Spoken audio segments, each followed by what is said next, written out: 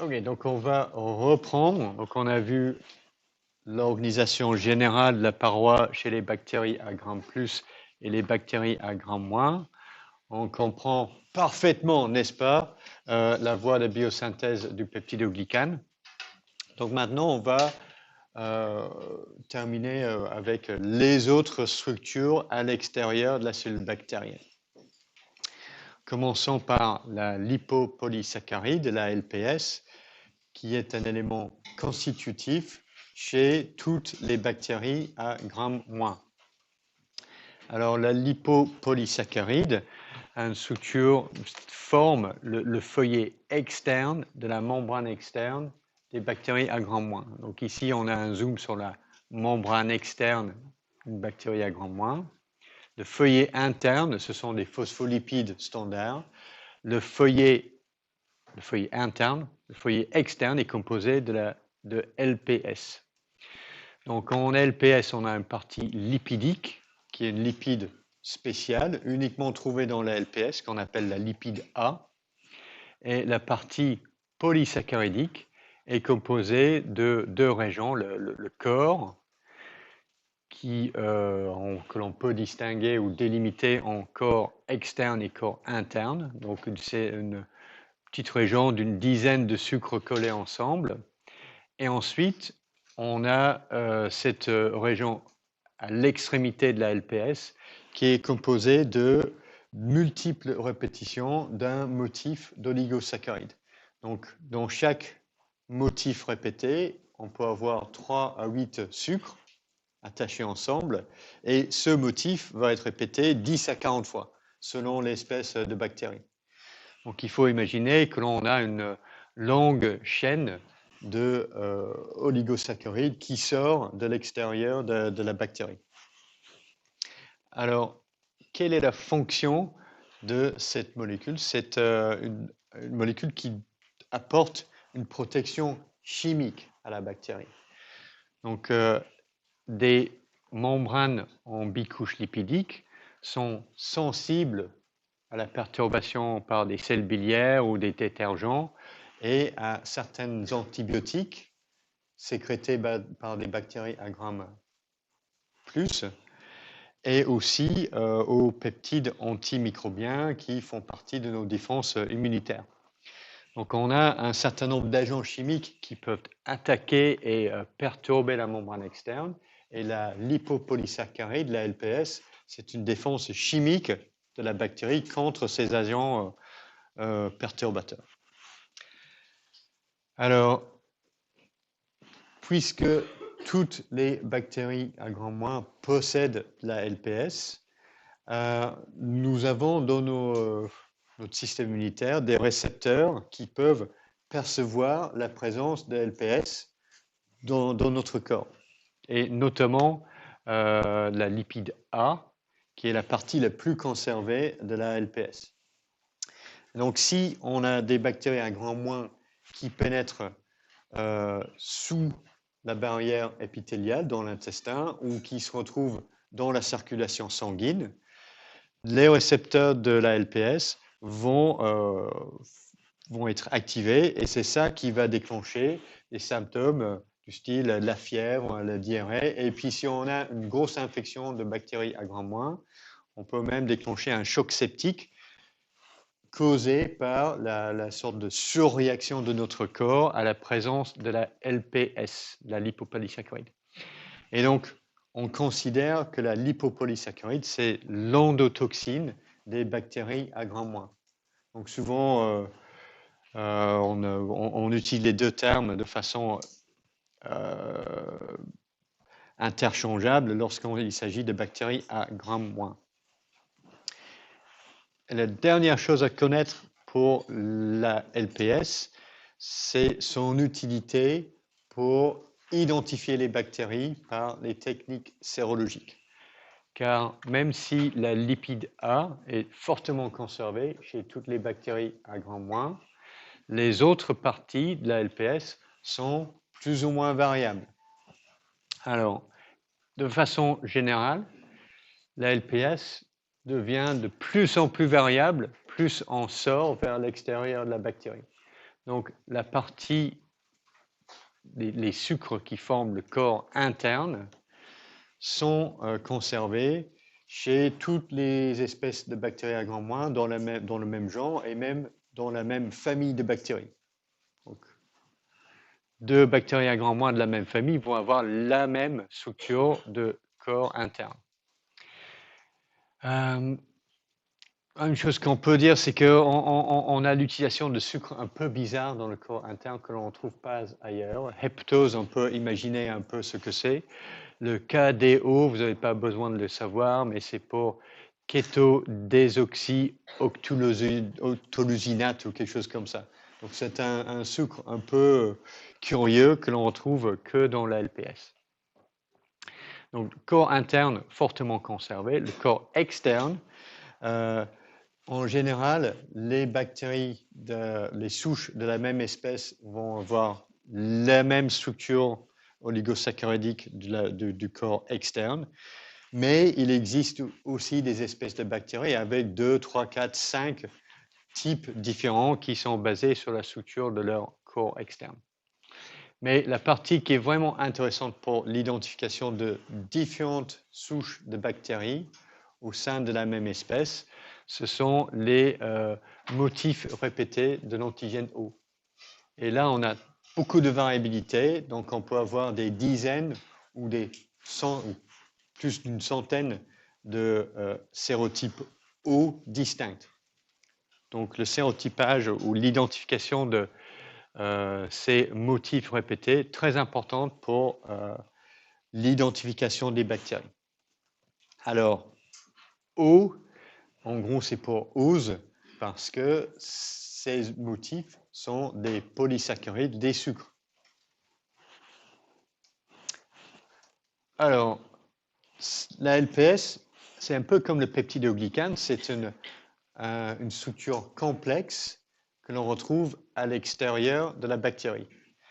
Et pour la voie de biosynthèse, le problème impliqué dans sa biosynthèse, c'est un peu le même problème que pour le peptidoglycane. Comment la bactérie peut-elle faire pour synthétiser une molécule complexe qui va se retrouver à l'extérieur de la cellule? Et pour le même problème, la bactérie va employer à peu près la même solution. Alors, une ou deux petites modifications par rapport au peptidoglycane. Donc, on a les deux parties de oligosaccharides, le corps et les sous-unités O répétées sont synthétisées de façon à part. Okay? Donc, l'oligosaccharide de corps est synthétisé sur la lipide A, à l'intérieur de la bactérie, dans le cytoplasme, à la surface cytosolique. Ensuite, une enzyme va prendre cette structure lipide A plus le corps et le retourner dans la membrane plasmique. Donc, du coup, on a le corps et le lipide A. Les sous-unités répétées de l'antigène O, de leur côté, sont synthétisées sur une autre molécule lipidique. Ensuite, une enzyme va les retourner et une transglycosidase va rajouter des motifs répétés sur une chaîne d'oligosaccharides qui s'allonge jusqu'à ce qu'il y ait suffisamment de motifs répétés attachés sur notre brin d'oligosaccharides. Et il y a une autre enzyme qui va transporter toute cette chaîne-là sur l'antigène de corps. Et la dernière étape, c'est une complexe de multiples protéines qui sont basées dans la membrane plasmique, qui traversent la couche de peptidoglycane et qui a d'autres éléments qui sont dans la membrane externe. Et ce complexe de protéines va prendre toute la structure de la LPS et le transporter vers l'extérieur de la cellule bactérienne. Donc cette étape nécessite de l'énergie biochimique parce qu'on effectue un travail de transport d'une molécule qui va être transportée d'un endroit à un autre. Et donc, c'est la partie logée dans la membrane plasmique qui va hydrolyser de l'ATP pour générer de l'énergie pour effectuer ce travail. Donc,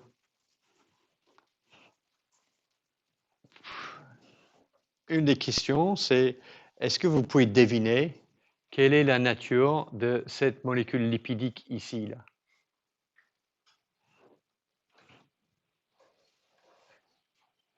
Oui.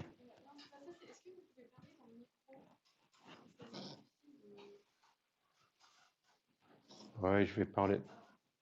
C'est mieux ça? Bon. Ok, donc est-ce que vous pouvez deviner quelle est la nature de cette molécule lipidique ici?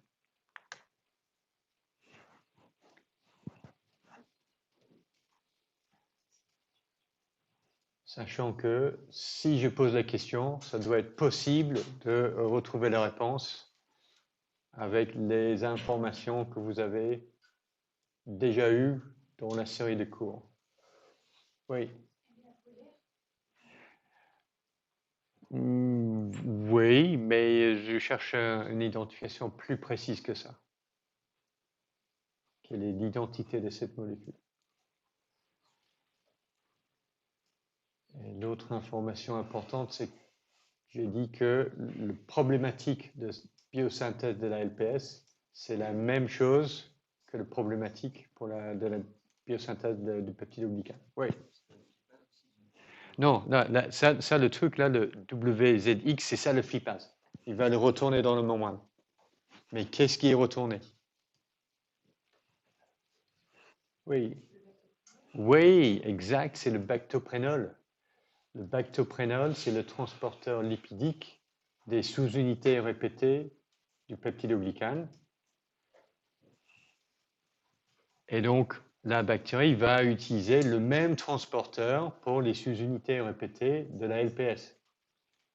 Parce qu'elle a déjà inventé un mécanisme pour faire ça, donc elle va réutiliser le même truc, plutôt que de réinventer quelque chose à partir de zéro. D'accord? Donc ça, c'est le bactoprénol ici. Ici, là. OK. Donc, pour l'antigène capsulaire, je dois dire que c'est pas super pratique ce micro. Hein. S'il était un tout petit peu plus élevé, ça serait mieux.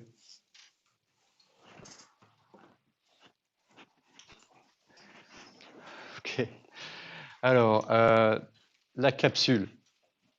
Donc, à nouveau, c'est un polymère à l'extérieur de la bactérie, mais cette fois-ci, c'est une structure qui est facultative, qui peut être présente chez les bactéries à gramme plus ou les bactéries à gramme moins, et en identification, puisque elle est absente ou présente, elle peut avoir différentes structures même au sein de la même espèce de bactérie. C'est aussi un élément qui est important et est utile dans l'identification de différentes souches de bactéries. Et là, on l'appelle l'antigène K, car pour capsule en allemand. Alors, la capsule sert à quoi pour la bactérie? Ben, c'est un peu comme la LPS, c'est-à-dire que la capsule apporte une protection chimique, à nouveau contre certains détergents ou antibiotiques. Elle apporte également une protection contre les bactériophages. Les bactériophages sont les virus qui infectent les bactéries et la première étape dans cette infection, c'est la fixation de bactériophages sur un récepteur qui est à la surface de la bactérie. Donc ces récepteurs vont être par exemple chez les bactéries à grand moins. Souvent les bactériophages se fixent sur la LPS. Chez les bactéries à gramme plus, les bactériophages vont se fixer sur des protéines qui se retrouvent collées sur le peptidoglycane. Et donc, pour empêcher la fixation de ces virus qui essayent d'infecter les bactéries peuvent synthétiser de la capsule qui se met tout autour de la bactérie et donne une couche protectrice. Alors, ces antigènes capsulaires sont la plupart du temps des polysaccharides, mais éventuellement des polypeptides, et qui ont une capacité de retenir de l'eau. Donc, des fois, la capsule sert à retenir l'eau autour de la bactérie pour protéger la bactérie du dessèchement, de la dessiccation. Et dernière chose qui est très importante chez les bactéries pathogènes, c'est que la présence d'une capsule peut protéger de la bactérie de la phagocytose par des cellules du système immunitaire. Par exemple, les macrophages ou les neutrophiles peuvent internaliser et détruire les bactéries. Et donc, si la bactérie se protège de la capsule, elle peut devenir plus résistante vis-à-vis de nos défenses immunitaires. Et la présence d'une capsule est un facteur de virulence important chez plusieurs espèces de bactéries. Donc ça, c'est la capsule que l'on peut observer ou apercevoir en microscopie optique. C'est un peu cette zone un peu amorphe autour de la cellule bactérienne, ou en microscopie électronique, on le voit très très bien. Alors, en ce qui concerne la biosynthèse, c'est à nouveau le même type de système, c'est-à-dire que la première étape, ce sera la synthèse des motifs répétés sur le bactoprénol diphosphorylé à la surface interne de la membrane plasmique. Ensuite, on a une flippase. Donc pareil, c'est le WZY, c'est le même truc, qui va transloquer, qui va retourner le bactoprénol dans la membrane. La polymérisation par une transglycosidase qui va former cette chaîne de polysaccharides. Et puis la dernière étape, c'est la translocation à travers le peptidoglycane et à travers la membrane externe pour repousser tout ce polymère à l'extérieur de la bactérie. Donc on a des correspondances ou les mécanismes semblables pour la biosynthèse du peptidoglycane, de la LPS et des antigènes capsulaires. Donc si vous avez bien compris comment ça marche pour le peptidoglycane, ça ne doit pas être trop compliqué pour apprendre les deux autres. Ok, donc ça c'est pour des polymères glycaniques à l'extérieur des bactéries. Alors maintenant, on va se tourner vers les structures filamenteuses que l'on peut apercevoir en microscopie électronique chez les bactéries. Donc on a deux types de polymères, les Fimbria, les pili et les flagelles. Donc les flagelles très très grandes, plus épais. Les Fimbriae ou les pili sont toutes ces petits filaments qui sont tout autour de cette bactérie-là. Alors, on peut avoir jusqu'à 1000 filaments par cellule bactérienne. Ils sont très très fins, avec un diamètre de 3 à 10 nanomètres. Et les fonctions sont principalement l'adhésion aux surfaces inertes ou aux cellules de l'hôte en ce qui concerne les bactéries pathogènes. Certains de ces pili ou Fimbriae sont capables de sécréter des protéines. Et d'autres types de pili sont capables de permettre à la bactérie de marcher sur une surface ou de se déplacer sur une surface. Alors, pourquoi on a deux mots ici, les Fimbriae et pili, et est-ce qu'il y a une différence entre les deux? Non, c'est exactement la même chose. Pili, Fimbriae, c'est la même chose. Mais on a deux mots parce que dans les années 1950, on avait deux microbiologistes qui avaient observé et décrit ces structures en même temps. Et chacun a donné un nom, donné son petit nom à ces structures.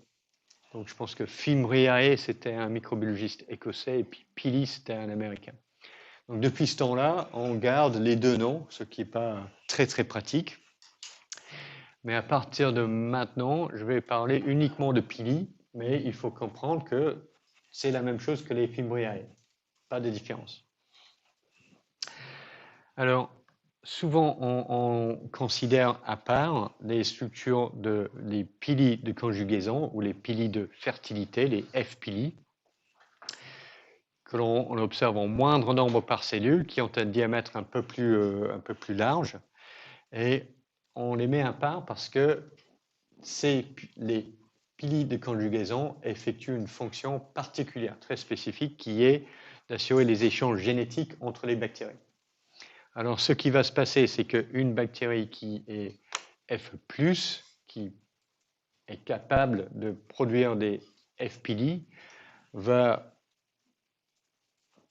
extruder un pilus de conjugaison qui va s'attacher sur notre bactérie.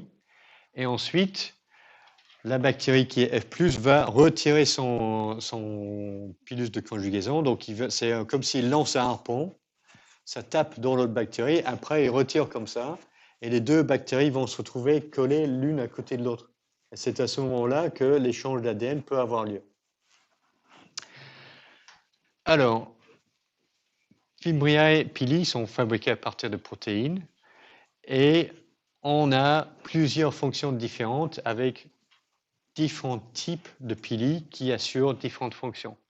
Donc ici, j'ai résumé les structures et les éléments de biosynthèse de ces différents types de pili associés avec les fonctions que peuvent effectuer différents types de pili. Donc la diapositive est un petit peu complexe. Donc, la première chose à remarquer, c'est quand on a des pili de type 3 et de type 4, mais on n'a pas de pili de type 1 ou 2. Donc on peut se demander pourquoi c'est comme ça. Et les chiffres, les 3 et 4, sont liés à la numérotation de systèmes de sécrétion chez les bactéries, surtout chez les bactéries à un grand moins. Et il me semble qu'il existe 6 systèmes de sécrétion chez les bactéries à un grand moins, donc 1, 2, 3, 4, 5, 6. Et les systèmes de sécrétion de type 3 et de type 4 dépendent des pili. D'accord? Donc on a un type 3, type 4 ont été décrits comme système de sécrétion d'abord, et ensuite on se rend compte, mais il s'agit des pili finalement. Donc on a 3 et 4 et on n'a pas 1 et 2. Alors au lieu de 1 et 2, on a des pili qui sont, on appelle chaperone usher ou CU, et les pili de type Curly. Et ces deux types de pili, leur fonction c'est uniquement l'adhésion. Pas la sécrétion, pas la conjugaison, pas de motilité. Alors, ces deux pili, les pili de type CU ou les pili de type Curly, sont ancrés dans la membrane externe de la bactérie. Et une fois que le filament est très fin, et c'est quoi le mot que je cherche? C'est quoi l'opposé de creux? Plein? Ok. Donc le filament est plein, donc il n'y a pas de trou à l'intérieur de ces filaments, c'est juste un fil de protéines. Donc il n'y a rien qui peut passer à l'intérieur. Donc la fonction donc ces pili sont ancrés dans la membrane externe. Une fois que la bactérie les a synthétisés, elle ne peut pas les retirer parce que ça se passe c'est à l'extérieur de la bactérie, elle ne contrôle plus rien. Donc elles sont là, leur fonction c'est l'adhésion et c'est la partie distale de ces pili qui a la capacité de se fixer plus ou moins spécifiquement sur une surface ou sur une cellule. Voilà, pili CU, pili Curly, ancré dans la membrane externe avec une fonction d'adhésion. Ensuite, on a les pili de type 3 de sécrétion. Donc cette fois-ci, la structure démarre dans la membrane plasmique, traverse la couche de peptidoglycane et extrude un peu le filament à partir de la membrane externe. Alors, la construction, cette fois-ci, le filament est creux, donc c'est un tube, et les protéines du filament sont synthétisées dans le cytoplasme, sont transportées à l'intérieur de toute cette structure-là, vont être transportées juste à l'extérieur de la cellule bactérienne et se rajoutent à la partie distale du filament. D'accord? Donc les sous-unités se rajoutent ici à l'extérieur. Alors, puisque il s'agit d'un tube creux, la fonction des pili de type 3 est de sécrétion, parce que d'autres protéines bactériennes peuvent être prises en charge par les pili de type 3 et exportées. Alors, le pili de type 4 peuvent être pleins ou creux. Okay, si c'est un filament plein, le diamètre est un peu moindre, moins de 10 nanomètres. Si c'est un filament creux, bon, ben, on a un diamètre de 8 à 12 nanomètres. Alors, pour les pili de type 4, ce qui est, bon, ça ressemble un petit peu au pili de type 3, c'est-à-dire qu'on a une grande structure qui traverse la membrane plasmique, membrane externe, donc qui forme le motif de base du filament. Mais la grande différence, c'est que pour le pili de type 4, les protéines du filament se rajoutent à la base. D'accord?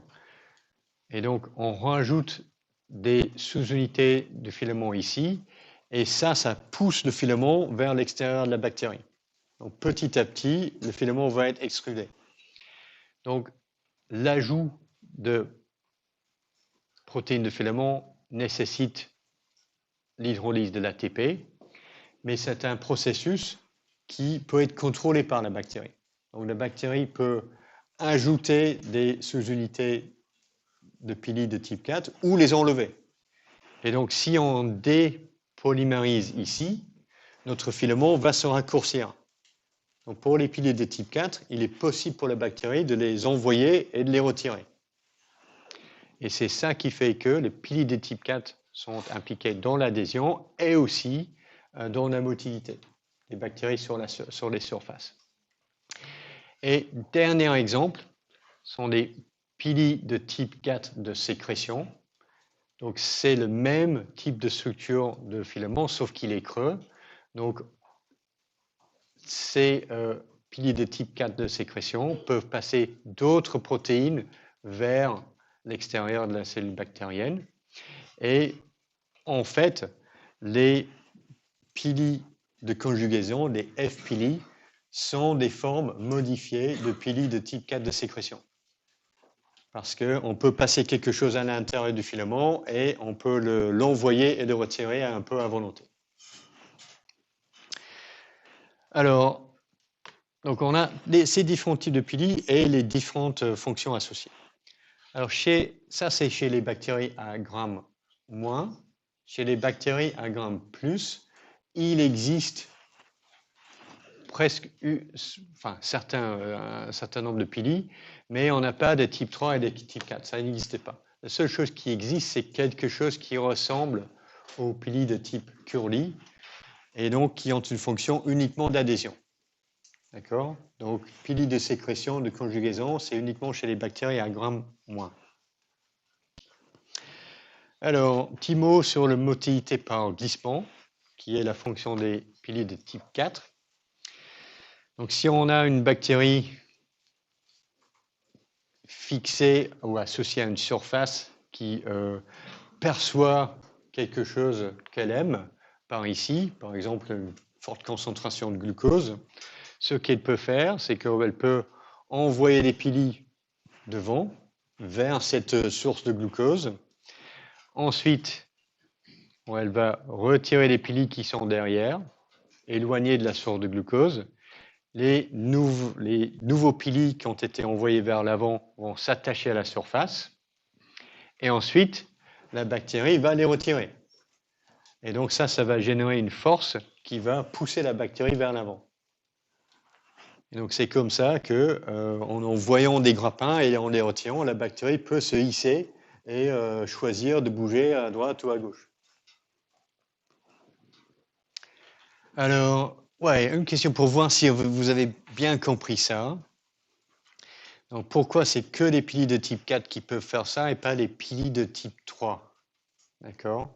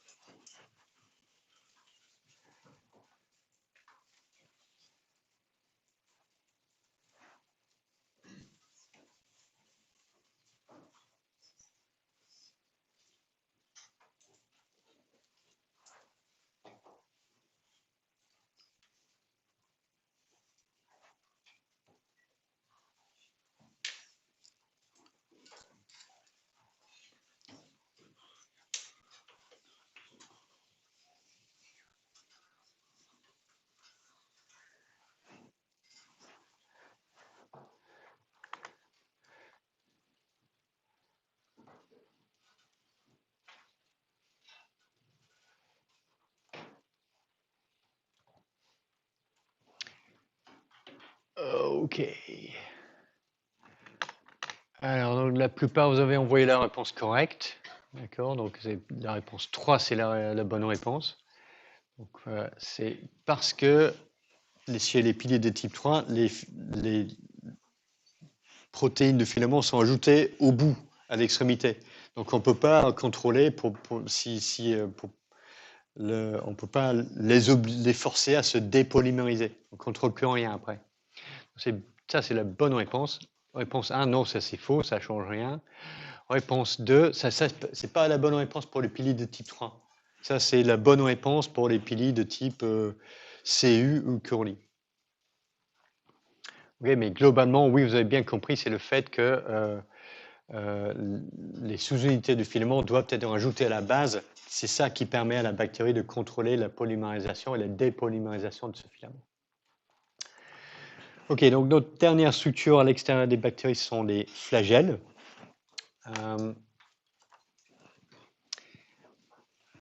On peut retrouver chez les bactéries Agram+ et chez les bactéries Agram-. C'est une structure facultative, elles ne sont pas toujours présentes. Leur fonction, c'est de permettre à la bactérie de bouger dans un milieu liquide. Et lorsqu'on regarde, les bactéries peuvent posséder un flagelle, donc auquel cas on les qualifie de monotriches, un seul cheveu.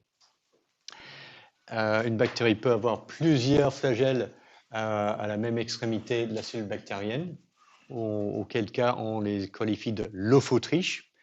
Ou alors, les bactéries comme par exemple les protéus peuvent avoir un tas de flagelles tout autour de la cellule bactérienne. Et là, cette situation est qualifiée de péritriche. Alors, la structure d'un flagelle bactérien, on a une sorte de axe qui traverse, en tout cas chez les bactéries à grand moins, qui est ancré à la base dans la membrane plasmique, qui traverse le peptidoglycane et la membrane externe.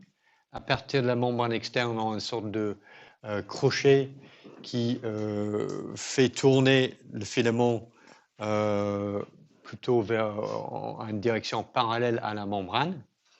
Et ensuite, on a le filament majeur, le filament qui part de là. Alors, il faut quand même apprécier la taille des flagelles. Donc, le diamètre est de 20 nanomètres, donc c'est plus gros que des piliers. Et la longueur peut atteindre 15 à 20 micromètres de longueur. Donc ça, on considère qu'une bactérie, ça peut être 1, 2 ou 3 micromètres de longueur. Donc le flagelle va être 5 fois plus long, jusqu'à 10 fois plus long que la cellule bactérienne elle-même. Donc c'est vraiment énorme. Si on traînait un fouet de cette longueur-là, c'est quand même un gros truc, quoi. Alors, les protéines du filament sont également utilisées dans l'identification de bactéries par sérotypage. Et dans ce cas-là, on l'appelle l'antigène H. H, c'est pour heat, pour la chaleur, parce que les antigènes du flagelle, s'agissant de protéines, sont sensibles à la chaleur, ce qui n'est pas le cas des antigènes de capsule ou des antigènes O de la LPS, qui sont résistantes à la chaleur. Et donc, lorsqu'on a un sérotype, par exemple ici, d'une souche de Escherichia coli, H7O157, ça est en lien avec le type de flagelle qui est présent. Et le O157, c'est l'antigène O de la LPS. OK, donc ça c'est notre structure et la motilité vient du fait que toute cette axe qui est à la base peut tourner. Et l'énergie qui permet à l'axe de tourner est fournie par un transport de protons du périplasme vers le cytoplasme. Donc les protons passent par ici et c'est ça qui fait tourner cet axe. Donc chaque fois que notre axe tourne, tout le flagelle va faire des tours comme ça. Un énorme truc, 5 à 10 fois plus long que la bactérie elle-même. Et c'est ça qui permet à la bactérie de générer une force pour bouger dans un milieu liquide. Alors, dernier mot pour la synthèse des flagelles, le filament, les protéines de filament sont synthétisées dans le cytosol et puis passent à l'intérieur de cette structure de la base, passent à l'intérieur du filament et se rajoutent à la partie distale du filament. Donc le flagelle s'allonge en rajoutant des sous-unités à l'extérieur de la cellule bactérienne. Donc ça ressemble à quoi chez les pili? Type 3 ou type 4? Type 3, oui. On a des sous-unités protéiques qui se rajoutent à l'extrémité. Et ça nous dit quelque chose sur l'origine des flagelles. Un flagelle bactérien, c'est une forme modifiée des pili de sécrétion de type 3. Donc c'est la même structure, on a juste rajouté quoi? On a rajouté juste un moteur pour le faire tourner. Donc les bactéries n'ont pas inventé des flagelles à partir de zéro, elles ont adapté une autre structure qui existait déjà pour autre chose.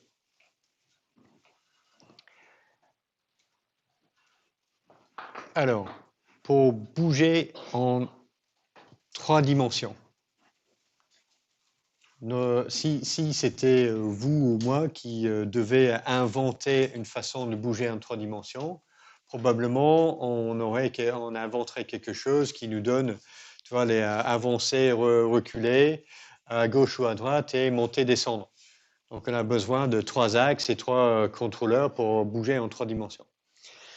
Mais chez les bactéries, pour le flagelle, on n'a pas ce choix-là. On a juste un flagelle et tout ce qu'il peut faire, c'est soit il s'arrête, il ne fait rien, ou alors il peut tourner dans un sens ou dans un autre sens.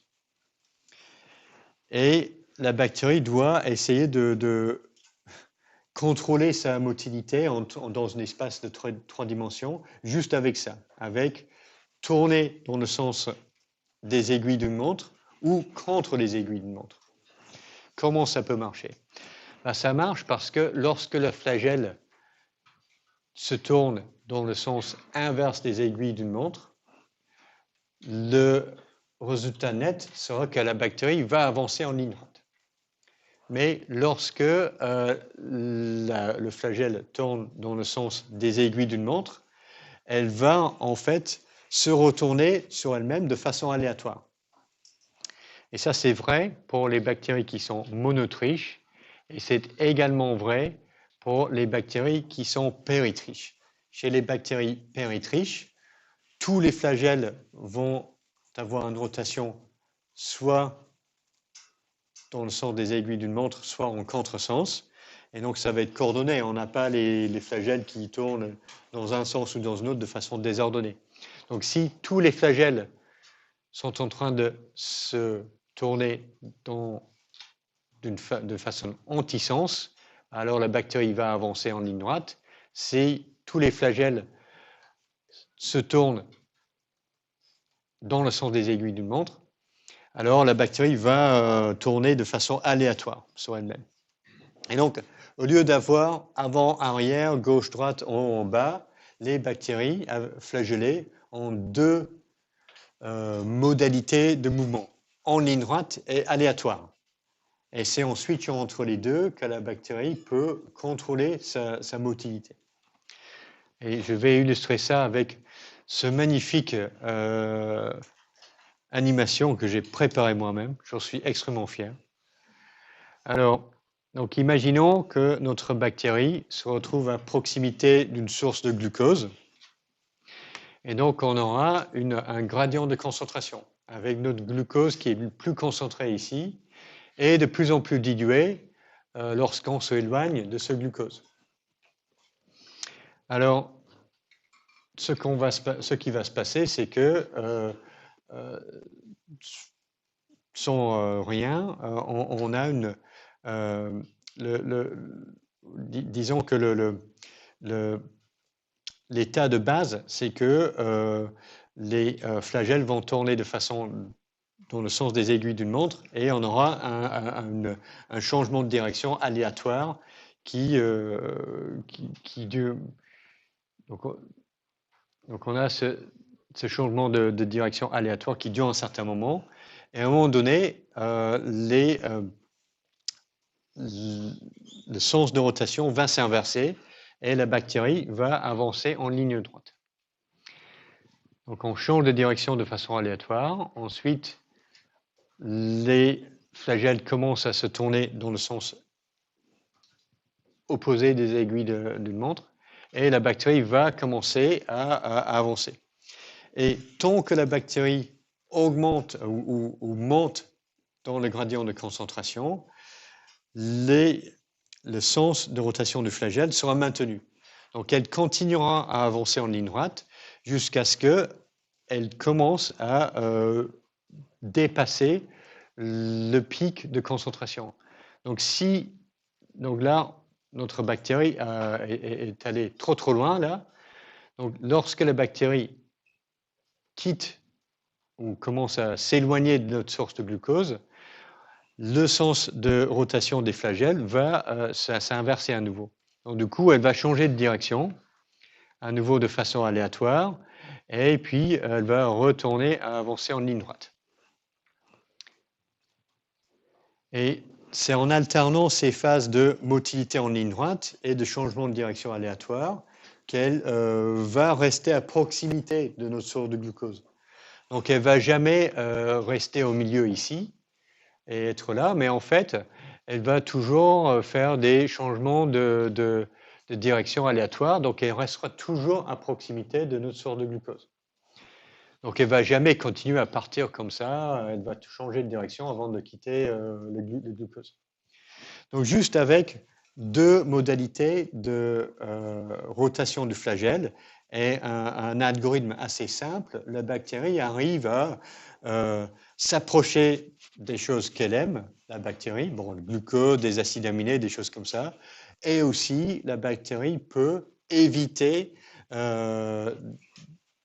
des agents chimiques qui sont dangereux pour elle. Par exemple, des régions acides ou des concentrations trop élevées en métaux lourds. Donc on peut avoir une sorte de comportement qui est censé pour la bactérie. Ok, donc on a terminé notre discussion des structures à l'extérieur de la cellule bactérienne. Alors une question, qu'est-ce qui est utile? Quelles sont les structures qui sont utiles pour l'identification des bactéries?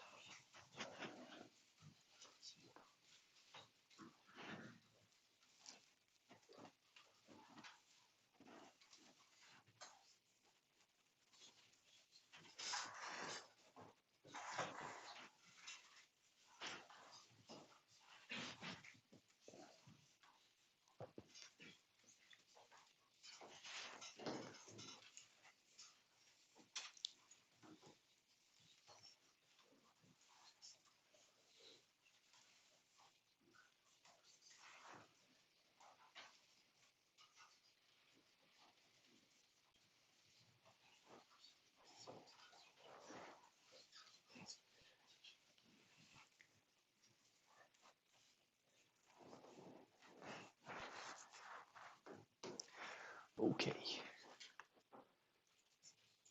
Ouais, ok, c'est bien, tout le monde est bon là.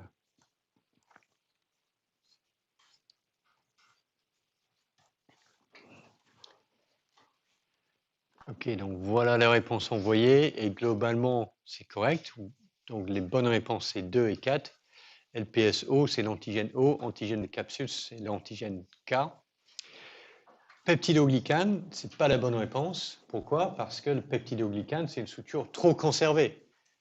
Globalement c'est à peu près la même structure chez toutes les bactéries, donc ce n'est pas utile pour distinguer une bactérie d'une autre.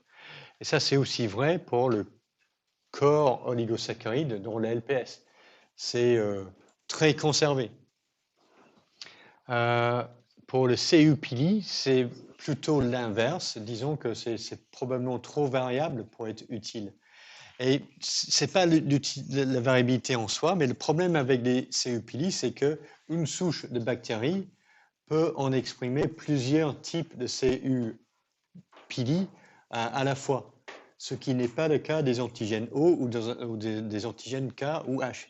Donc, si vous avez une bactérie Escherichia coli qui est O157, par exemple, elle ne peut pas être O autre chose en même temps.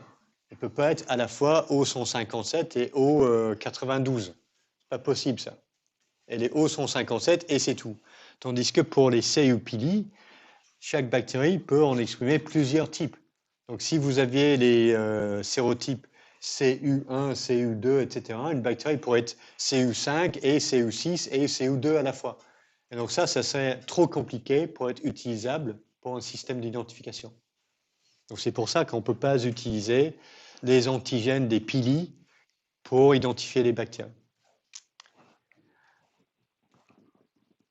OK.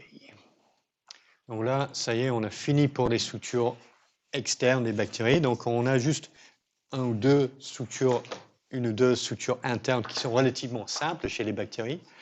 Alors une chose que l'on voit assez fréquemment chez les bactéries sont des corps d'inclusion qui sont simplement des sortes de centres de stockage de nutriments. Et ces nutriments peuvent être organiques, donc certaines bactéries forment des granules de glycogène dans leur cytoplasme ou des corps d'inclusion de polybêta-hydroxybutyrate. Donc ces deux sont des corps de stockage de carbone organique.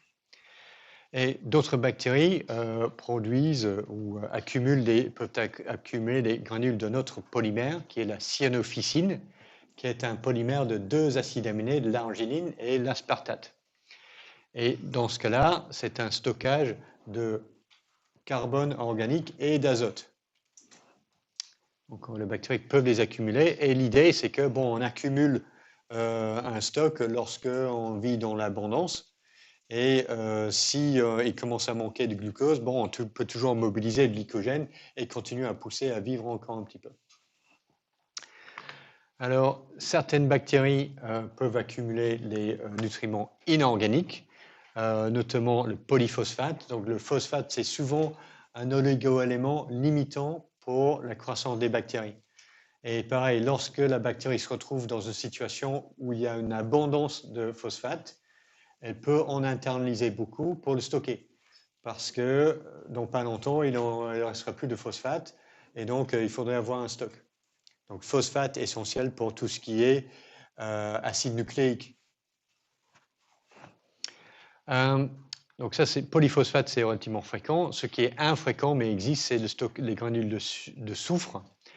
Et ce que l'on peut observer chez les bactéries qui ont un métabolisme qui est basé sur l'oxydation de soufre. Et donc pareil, si la bactérie se retrouve en abondance de soufre, elle aura tendance à l'incorporer et le stocker pour pouvoir l'utiliser plus tard. Alors, ces corps d'inclusion peuvent être directement en contact avec le cytosol bactérien, ce qui est le cas pour les granules de glycogène, les corps d'inclusion de cyanophycine ou de polyphosphate.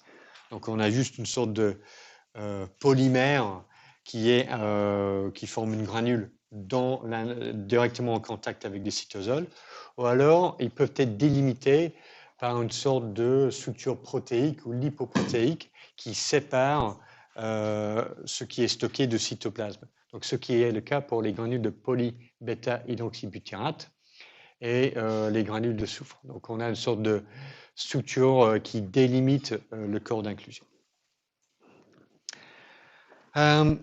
Autre structure à l'intérieur de la cellule bactérienne, c'est le nucléoïde. C'est là où l'ADN bactérien est concentré. Et la nucléoïde est composée de ADN, de petites molécules qui sont des polyamines, qui servent à condenser l'ADN bactérien, et une protéine qui s'appelle la protéine HU, qui ajoute de la courbure dans les filaments d'ADN associés aux polyamines. Et donc, l'action de ces polyamines et la protéine HU est essentielle pour pouvoir impacter tout cet ADN dans une cellule bactérienne. Parce que si on digère un petit peu le peptidoglycane et on digère les protéines bactériennes, on peut libérer les chromosomes bactériens et on voit que l'ADN décondenser à une taille largement supérieure à la taille de la cellule bactérienne. Donc, la condensation par les polyamines et l'introduction de courbures par les protéines HU est essentielle pour pouvoir garder tout l'ADN compact à l'intérieur de la bactérie. Alors, il y a quelques exceptions. Chez les archées, il y a certains types qui ont des histones, comme chez des cellules eucaryotes. Et on a observé même quelque chose d'assez bizarre chez certaines bactéries. C'est une bactérie du genre Gemata qui a une sorte de membrane qui délimite la nucléoïde. Donc ça, c'est vraiment inattendu, mais on a l'impression que certaines bactéries ont préinventé le noyau. Donc ça, c'était une grande surprise, mais vraiment exceptionnelle, très très rare ça. Et une autre chose que l'on considérait comme étant exclusivement eucaryote, jusqu'à il y a, je sais pas, une trentaine d'années, c'était le cytosquelette. Mais les bactéries ont quelques éléments rudimentaires de cytosquelette. Donc, les protéines MREB chez les bactéries à gramme- et l'équivalent chez les bactéries à gramme+, les MBL, sont des homologues bactériens de l'actine. Et comme l'actine, ces protéines peuvent exister sous forme de monomères solubles et peuvent polymériser pour former des filaments à l'intérieur de la cellule bactérienne. Et on peut voir sur cette image des polymères d'une protéine de fusion entre la MBL et la protéine fluorescente verte qui permet de visualiser les filaments de MBL à l'intérieur d'une bactérie vivante. Donc c'est une bactérie à gramme+, Bacillus subtilis, et on voit que les filaments de MBL forment une sorte de spirale à l'intérieur de la cellule. Lorsqu'on élimine ou on inactive les protéines MREB ou MBL chez les bactéries, ce que l'on voit, c'est que la forme de la bactérie change d'un bâtonnet, d'un bacille, à un coq. Donc la fonction de ces protéines MREB ou MBL, c'est d'imposer la structure de la cellule, d'imposer une structure en bâtonnet. Donc c'est le filament qui impose la structure à l'intérieur de la cellule bactérienne qui donne une forme allongée. Donc les coques, staphylocoques, streptocoques, etc., sont dépourvus de protéines MREB ou MBL. Donc c'est vraiment cette protéine-là qui est derrière la distinction coque ou bacille, ce qu'on peut voir en microscope. Alors l'autre protéine bactérienne qui a un homologue dans les protéines de cytosquelette eucaryote, c'est la protéine bactérienne FTSZ, qui est un homologue de la tubuline. Et la fonction de la protéine FTSZ chez la bactérie, c'est de organiser la division cellulaire. Alors, lors de la croissance bactérienne, la réplication de l'ADN et la croissance et la division de la cellule bactérienne sont coordonnées. Donc, on commence avec une cellule mère bactérienne, avec l'ovale ici, c'est le chromosome bactérien. Le diamant, c'est l'origine de réplication bactérienne, qui est en fait associée à la paroi bactérienne. Et les petits ronds ici, ce sont les monomères de FTSZ. Donc, on démarre la réplication de l'ADN bactérien à l'origine de réplication. Donc, initialement, on réplique cette région d'ADN. Donc, on se retrouve avec deux origines de réplication. Et les deux origines vont se fixer sur la paroi de la cellule. Et puisque la cellule est en train de s'agrandir en même temps, les deux origines de réplication vont s'éloigner. D'accord? Donc, on aura une origine de réplication qui va vers une extrémité de la bactérie. L'autre origine de réplication va vers l'autre extrémité. Et c'est à ce moment-là que la protéine FTSZ va se polymériser pour former un anneau vers le milieu de cette cellule bactérienne en croissance. Et c'est le positionnement de cet anneau de la protéine FTSZ qui va délimiter là où la bactérie va se scinder en deux. On a incorporant une copie du chromosome d'un côté et une copie du chromosome de l'autre côté, de façon à ce que chaque cellule fille hérite d'une copie de l'ADN de la bactérie. Donc la protéine FTSZ, ce n'est pas elle qui va scinder la bactérie en deux, mais elle sert d'une sorte de charpente pour attirer les autres protéines de la bactérie qui sont, elles, les protéines qui vont couper la bactérie en deux. Et si on n'a pas de protéine FTSZ, bah, la bactérie ne peut pas se diviser de façon coordonnée. Donc c'est une fonction vraiment essentielle. Alors, de façon, en tout cas intéressante, en tout cas moi je le trouve intéressant, l'homologue eucaryote, le plus proche de FTSZ bactérien, c'est la gamma-tubuline. Et si vous vous souvenez bien, la gamma-tubuline, c'est la protéine chez les eucaryotes qui forme le centre d'organisation du fuseau mitotique. Donc on a dans la ségrégation chromosomique chez les eucaryotes, on a les deux centres d'organisation de fuseau mitotique qui génèrent ça là. C'est là où les chromosomes vont s'aligner pour ensuite aller d'un côté et de l'autre côté. Donc ça, c'est le centre d'organisation de fuseau mitotique composé de gamma-tubuline, qui est l'équivalent eucaryote de FTSZ.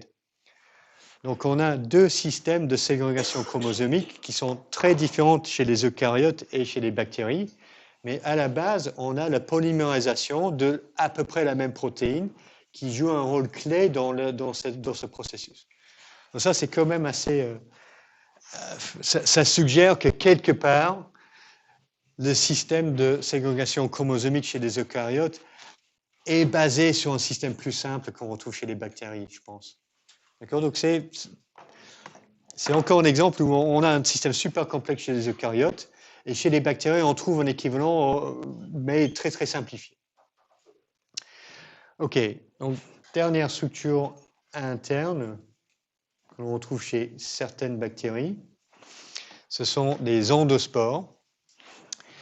Donc, les endospores sont des formes de cellules bactériennes inertes sur le plan métabolique, qui ne poussent pas, mais qui sont extrêmement résistantes à la chaleur, à la sécheresse, à la dessiccation et aux attaques chimiques. Et la fonction de l'endospore, c'est de permettre à la bactérie de survivre lorsque les conditions sont très défavorables pour la croissance bactérienne. Alors, c'est que des bactéries à grammes plus qui forment des endospores et seulement certaines familles de bactéries, de bacilles à grammes plus. D'accord? Pas d'endospores chez les bactéries à grammes moins et pas d'endospores chez les coques à grammes plus. Uniquement certains bacilles à grammes plus sont capables de former des endospores. Donc, c'est un élément d'identification, la capacité ou non de former des endospores. Et la position de l'endospore chez les bactéries sporulantes permet aussi de distinguer certains genres ou familles. Donc, par exemple, la position de l'endospore chez Bacillus, ce n'est pas la même chose que la position de l'endospore formée par les bactéries du genre Clostridium. Alors, la structure de l'endospore, c'est une sorte de boule sphérique avec à l'extérieur une couche relativement lâche qu'on appelle l'exosporium, composé de glycoprotéines, deux couches ou tuniques très épaisses de protéines. À l'intérieur, ce qu'on appelle le cortex, qui est une couche épaisse de peptidoglycanes, mais qui contient de fortes concentrations de cette petite molécule, le dipicolinate. Et à l'intérieur, vous avez une mini-cellule bactérienne contenant juste de l'ADN, un cytoplasme déshydraté, faible concentration en eau, des ribosomes, des enzymes de réparation de l'ADN et des protéines qu'on appelle les petites protéines solubles à l'acide, SASP. Et ces petites protéines solubles à l'acide. Donc, ce sont des petites protéines très basiques qui s'associent à l'ADN et qui le protègent en quelque sorte d'attaques chimiques. Donc, elles prennent la place des polyamines pour condenser l'ADN dans l'endospore. Alors, ces structures-là sont extrêmement résistantes à la chaleur. Donc, on peut les chauffer à 100 degrés, mais l'endospore reste néanmoins viable. C'est pour cette raison-là que pour bien stériliser un milieu ou un aliment, il faut le chauffer à 120 degrés et à haute pression. Alors, elles sont également résistantes aux attaques chimiques, par exemple par l'alcool ou de la javel qui peuvent tuer des bactéries végétatives, parce que les agents chimiques vont juste pénétrer un petit peu dans la tunique externe et vont réagir chimiquement avec des protéines, mais cette couche en protéines est très très épaisse, donc les agents chimiques ne vont pas pouvoir pénétrer ici jusqu'ici et abîmer l'ADN de l'endospore.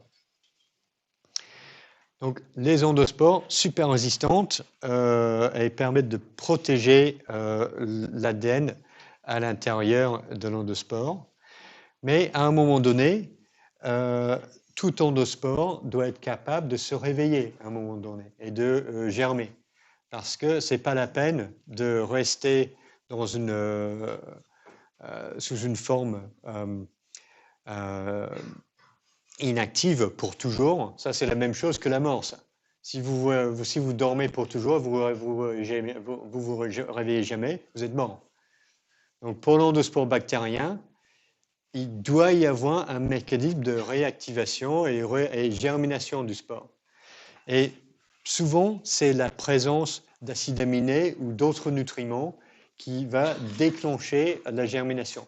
Pour certains spores, il faut les chauffer aussi pour les réactiver. Ou en tout cas, il faut aussi présence d'eau liquide.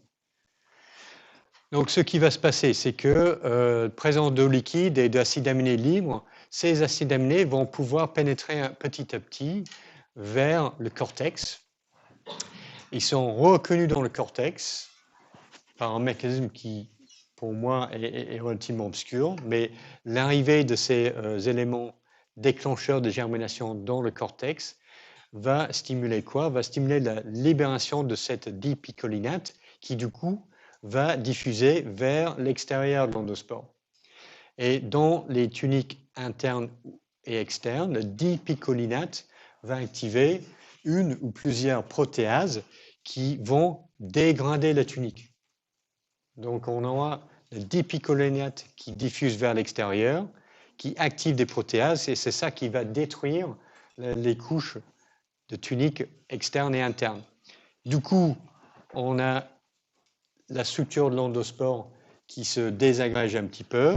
Donc, on a de l'eau à l'extérieur de la bactérie du spore qui peut arriver ici, réhydrater le cytoplasme et du coup réveiller le métabolisme de l'endospore. L'une des premières choses qui va se passer, c'est que les enzymes de réparation de l'ADN vont s'activer parce que pendant toute la phase de dormance de l'endospore, l'ADN a peut-être accumulé quelques dégâts par les rayons ultraviolets ou peut-être un petit peu d'insultes chimiques quand même parce que la protection, ce n'est pas à 100%. Donc ça, c'est le processus de réactivation, de germination des endospores. Alors, donc ça, c'est pour réactiver un endospore. Qu'est-ce qui mène à la formation d'une endospore? Donc, de façon générale, la sporulation va être déclenchée lorsque la bactérie se retrouve dans des conditions qui sont défavorables à la croissance. Donc, notamment lorsque les nutriments sont épuisés.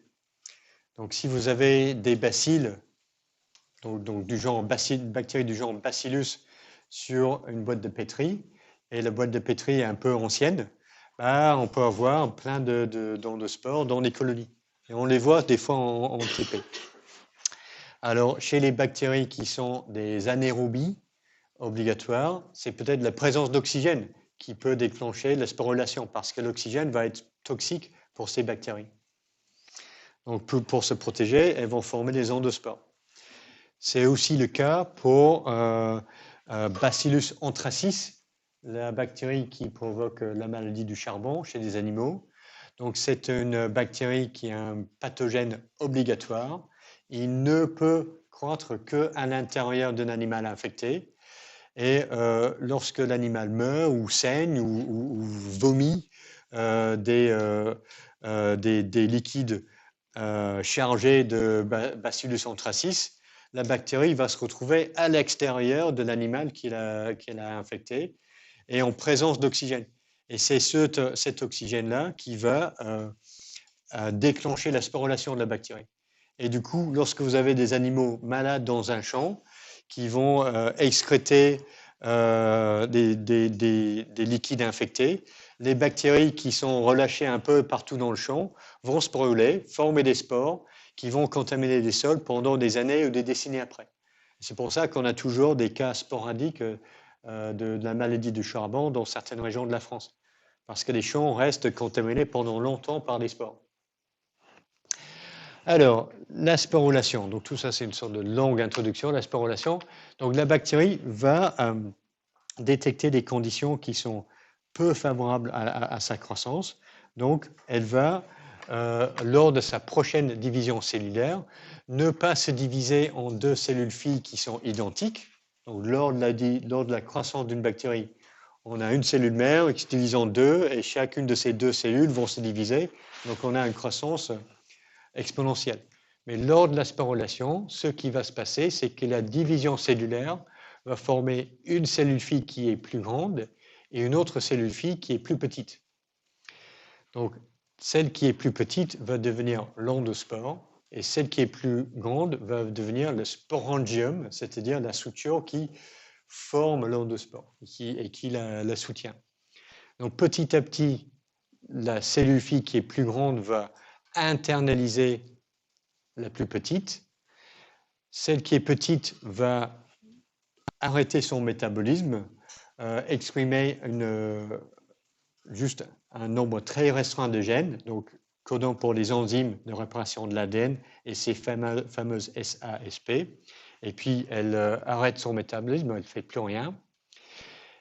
Et ensuite, ce qui va se passer, c'est que c'est la grande cellule, le sporangium, qui va synthétiser les différentes couches qui protègent l'endospore.